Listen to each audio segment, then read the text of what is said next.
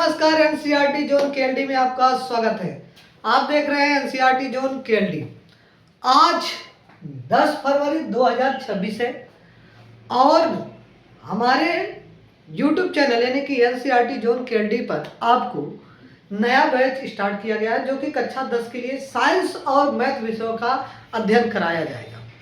हम ये आपसे वादा करते हैं पूरे साल आपको फ्री कॉस्ट दिलाएगा, एक भी रुपया नहीं लिया जाएगा और ये फ्री रहेगा। आपको फ्री क्लास नोट मिलेगा, गृह कार्य का PDF मिलेगा, सारा चीज जैसे आप पेड क्लास में कहीं लेते हैं बड़े बड़े कोचिंग संस्था के द्वारा, वैसे ही सेम टू सेम हमारे यहाँ कराया जाएगा।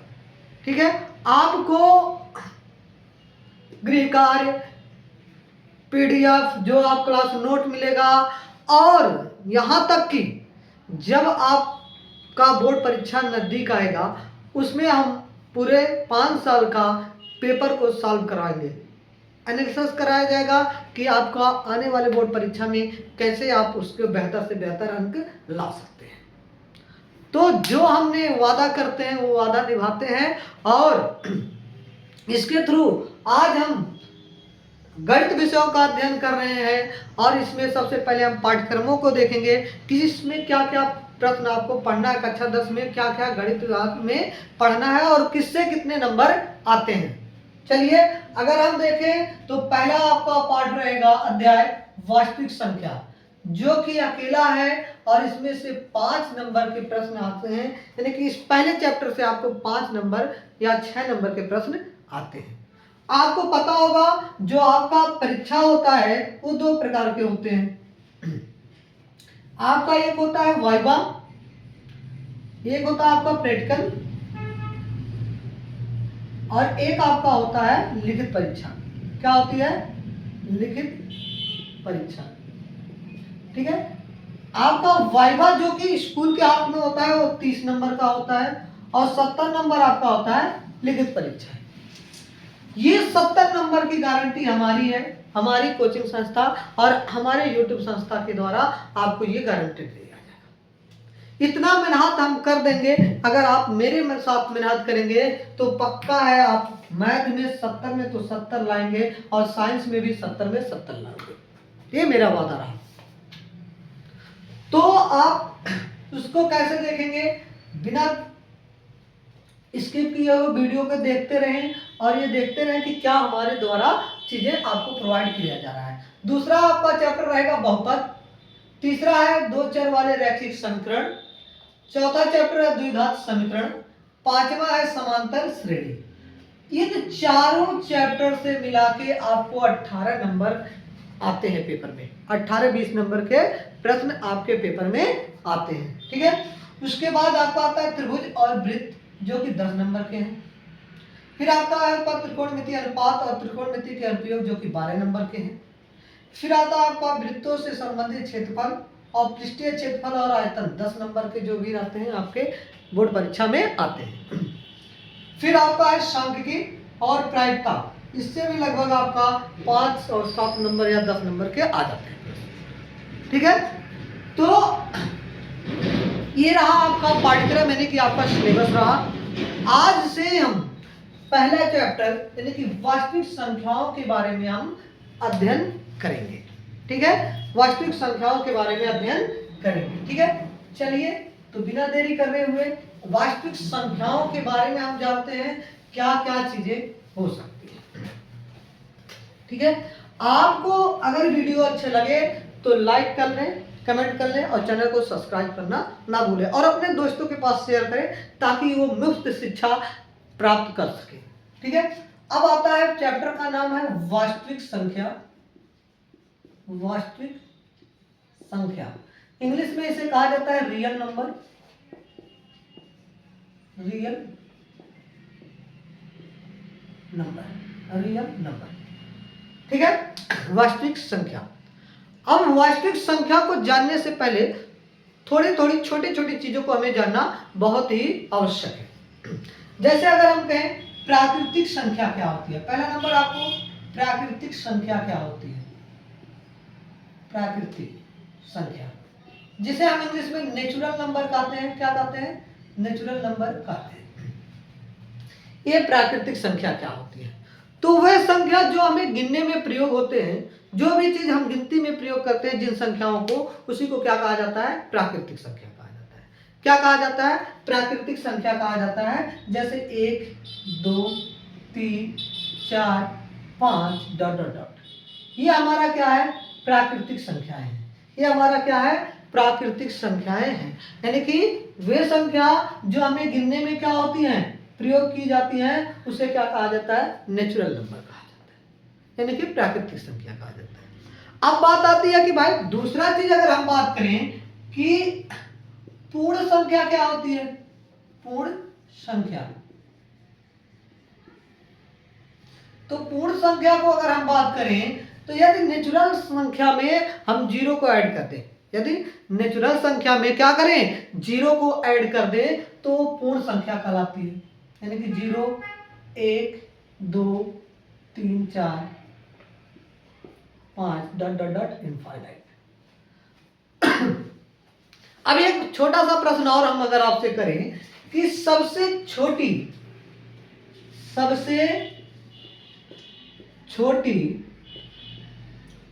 प्राकृतिक संख्या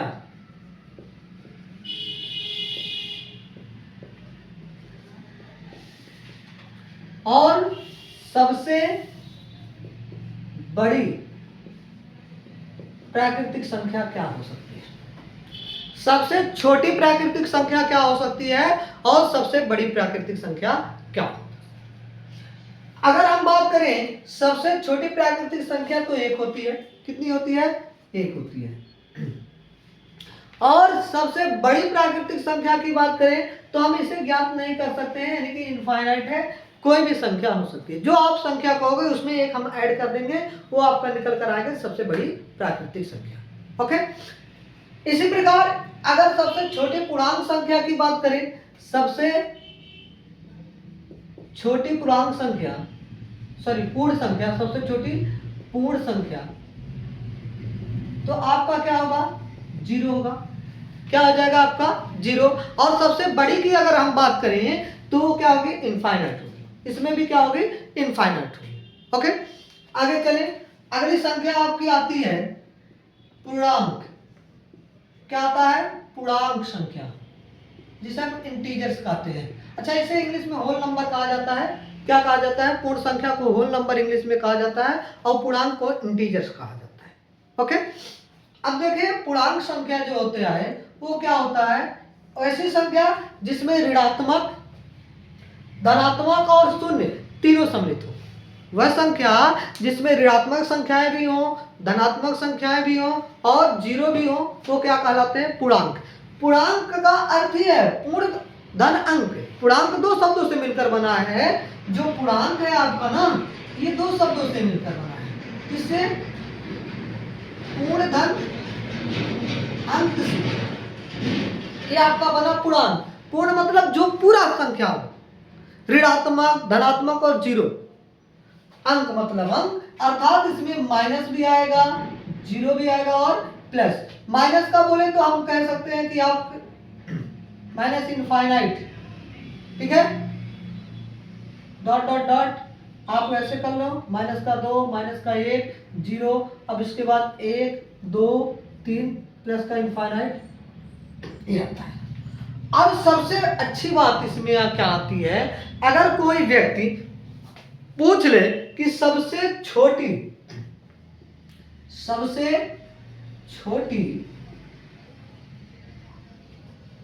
पूर्णांक संख्या क्या है? सबसे छोटी पूर्णांक संख्या क्या है? तो हम बाबू आपको बता दें कि इसे भी ज्ञात नहीं किया जा सकता। हम ज्ञात नहीं कर सकते। क्यों नहीं कर सकते भाई?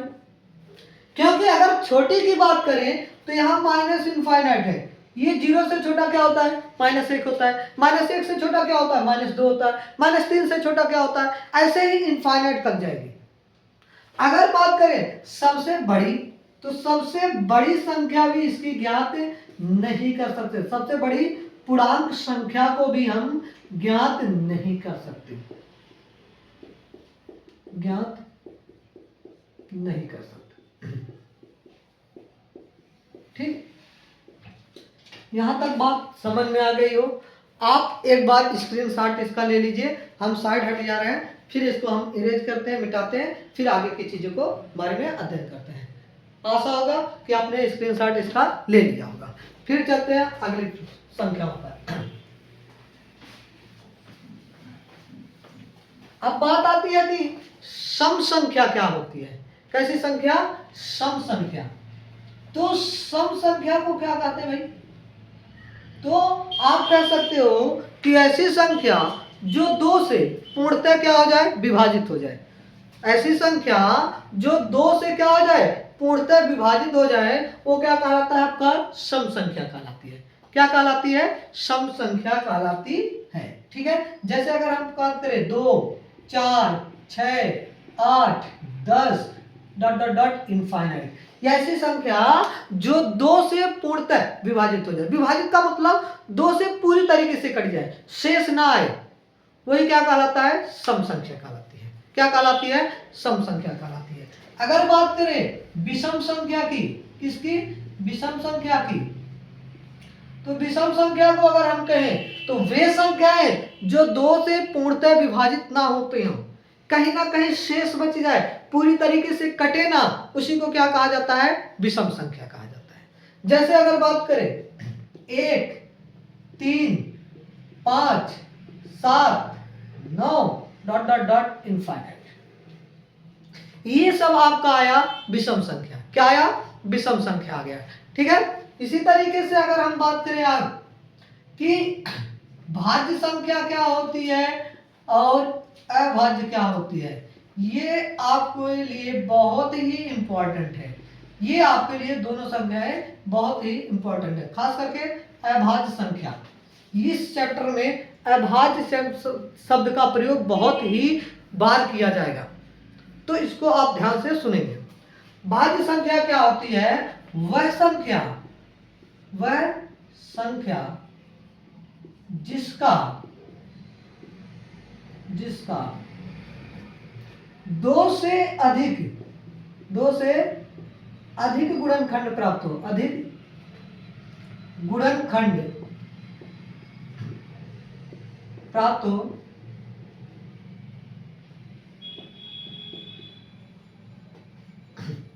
भाज्य संख्या कहलाते हैं। भाज्य संख्या कहलाते हैं। अर्थात इसमें क्या है, हमने क्या लिखा? वह संख्या जिसका 2 से अधिक गुणनखंड प्राप्त हो, वो क्या कहलाते हैं? भाज्य संख्या कहलाते हैं। जैसे आपको कहें हम 4 को ले लें तो 4 1 से भी कट जाएगा, 4 2 से भी कटेगा, 4 4 से भी कटेगा, यानी कि इसके कितने गुणनखंड हुए? 3। कितने हो गए? 3। 4 के कितने गुणनखंड प्राप्त हो गए? 3। तो ये हमने कहा 2 से अधिक, तो 2 से अधिक तो गुणनखंड प्राप्त हो गए। अगर बात करें जैसे 6, उसको भी 1, 2, 3 और 6 से काट सकते हैं। तो ये आपका आ गया कि इसके कितने गुणनखंड प्राप्त हुए? 4। अब यहां से एक बात आपने फिर कहा कि सर सबसे छोटी अभाज्य संख्या क्या होती है? सबसे छोटी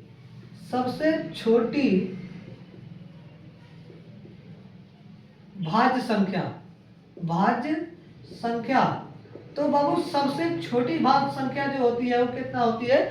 4 होता है। क्या होता है आपका? 4 होता है। सबसे छोटी भाज्य संख्या क्या होती है? 4 होती है। अब अभाज्य की बात करें, देखिए यहाँ शब्दों का खेल है। यहाँ देखिए कर अ मतलब होता है नहीं, अ का अर्थ होता है हिंदी में नहीं, और भाज्य का मतलब होता है टूटना या विभाजित करना या बंटना। जिसको हम नहीं बांट सकते हैं, ज्यादा से ज्यादा टुकड़े नहीं कर सकते हैं, वो क्या कहलाता है? आपका अभाज्य कहलाता है। क्या कहलाता है? अभाज्य कहलाता है। अर्थात वह संख्या जिसका केवल और केवल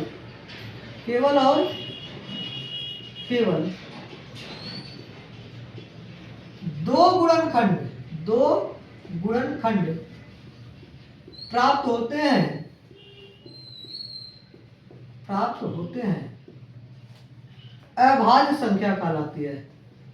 अभाज्य संख्या कहलाती है। क्या कहलाती है? अभाज्य संख्या कहलाती है। एग्जाम्पल में अगर हम बात करें, जैसे उदाहरण की बात करें 2, तो 2 को 1 और 2 के अलावा किसी से नहीं काट सकते हैं। इसका 2 ही गुणनखंड प्राप्त होगा और कोई गुणनखंड इसका प्राप्त नहीं होगा। जैसे अगर हम बात करें 3, तो 1 और 3 के अलावा किसी से नहीं कट सकता है। बात करें अगर हम 5, तो 1 और 5 के अलावा किसी से नहीं कट सकता है। बात करें अगर हम 31, तो 1 और 31 से अलावा किसी से नहीं कट सकता है। तो एक से हम क्या कहते हैं? अभाज्य संख्या कहते हैं। ध्यान रखना है, सबसे छोटी